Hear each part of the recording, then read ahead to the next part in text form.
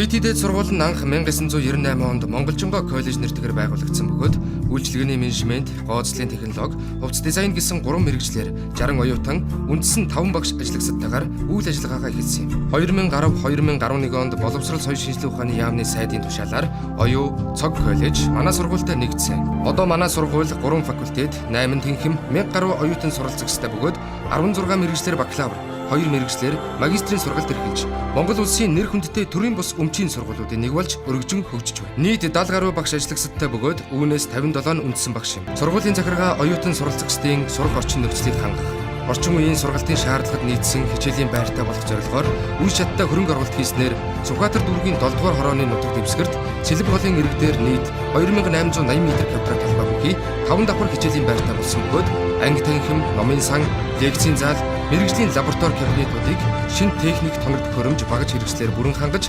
суралцагчдыг тохилог таатай орчинд хичээллүүлж байна.